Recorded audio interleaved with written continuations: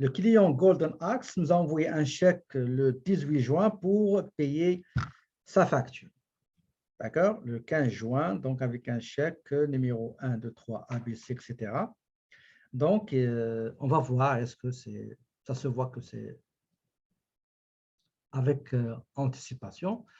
Pour enregistrer, comptabiliser le paiement des clients, voilà qu'est-ce qu'il faut faire. Il faut aller au client et vente. Dans les tâches, sélectionnez encaissement. Soit vous allez créer un encaissement, les choix possibles, ou on cherche un encaissement, ou on modifie et on corrige un encaissement. Donc, créer un encaissement. Il vous demande, cet encaissement, il a été perçu ou reçu, est-ce que c'est chèque, est-ce que c'est espèce, est-ce que c'est dépôt direct, ou bien vous avez signé une autorisation de pré-autorisation de payer, de faire le virement, comme le font par exemple les opérateurs de la téléphonie. Ici, nous avons le chèque. Je sélectionne le client qui a payé. Et après, le chèque reçu et sera déposé dans quelle banque? Est-ce que dans le compte, pardon, dans quelle banque? Oui, si vous avez 2, 3 banques, ou bien vous avez une seule banque, mais vous avez des comptes différents. Dans quel compte? Est-ce que dans le compte d'épargne, compte courant 2? Donc, ici, compte courant, ici, c'est canadien. La date du paiement. Regardez, vous avez un petit résumé de cette facture, de ce client. Ce client, vous avez une seule facture qui date du 15 juin. Et vous avez le montant initial, original, et le montant à payer, le net à payer. Et vous avez, lui, logiciel, il dit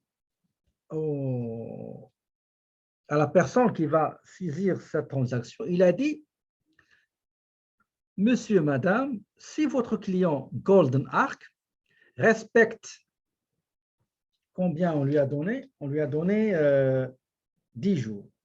Si votre client respecte les termes de paiement, qui est 2, 10, 1, 30, s'il paye dans les 10 jours suivant le 15 juin, voici la remise à offrir, qui est 244,56, qui représente 2% de montant avant les taxes. D'accord? Et qu'est-ce qu'il attend maintenant le logiciel pour affirmer ou infirmer? Il attend la date de l'encaissement. Si on met, regardez, si on met par exemple, on est au juin, donc juin, si on met par exemple le 29, vous voyez, il y a 0. Le client n'a pas respecté, il ne va pas bénéficier de la remise tant qu'il n'a pas respecté les termes de paiement. Si on met par exemple le 16, vous voyez, il vaut la remise. Si on met par exemple, là, ici le paiement c'était le 18,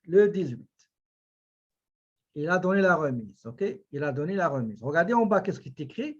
Le montant de la remise qui peut être appliqué à cette facture. Si vous donnez par exemple, je ne sais pas moi, le 27, il n'y a pas de remise, ok? Donc 18, il a la remise. Maintenant, qu'est-ce que vous allez faire pour appliquer la remise que vous voyez dans une colonne? Vous allez, regardez, si vous mettez le cursus sur montant reçu, vous n'avez rien. Si vous mettez ici, vous avez la remise, vous cliquez ici, il vous donne la différence.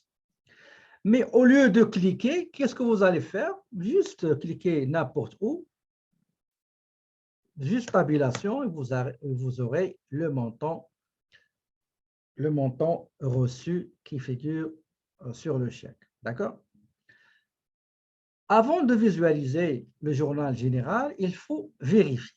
Donc, je vérifie qu'il s'agit bien de mon client, chèque, dépôt à la banque, chèque. Ici, il n'y a pas de numéro, alors que j'ai un numéro qui est 1, 2, 3.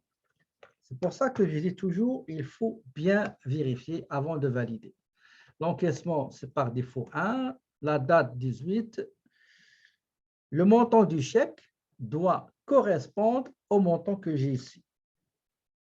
Et après, je vais aller voir le journal général. Le journal général, je vais voir le compte client débité, le compte escompte débité et le compte bancaire crédité. Donc, afficher détail du journal général. Et voilà.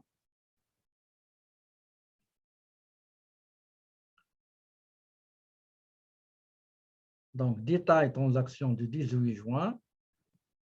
Nous avons le compte qui a été débité, qui est la banque qui a encaissé, et j'ai les paiements, et j'ai le compte client qui a été crédité par le montant total. Le numéro de chèque est 55.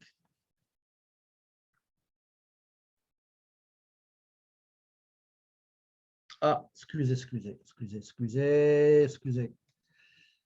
Attention. Le numéro de chèque, ce n'est pas 123, non. Ça, c'est le chèque numéro 99, pardon. 99. L'autre, c'est le numéro de folio, numéro de compte. D'accord? Merci. Donc, voilà, le chèque numéro 99. Parce que vous avez le numéro de folio et aussi vous avez le numéro de chèque, donc 99 qu'on va mettre. D'accord? Donc, je reviens au journal général, je vérifie,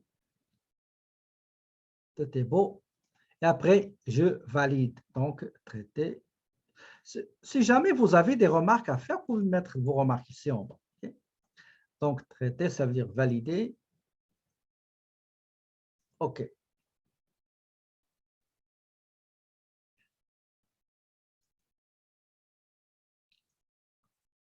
Remise soustraite ne sort pas. Normalement, ça sort. Ça doit être sorti. Supprimez et refait l'encaissement, vous allez voir que ça va être donné automatiquement parce que vous ne faites pas ce que je vous demande de faire. Suivez-moi. Quand je vous dis, écoutez, cliquez ici, vous aurez le même résultat. Sinon, vous n'aurez pas le même résultat. Okay? Maintenant, je vais aller payer le fournisseur. D'accord?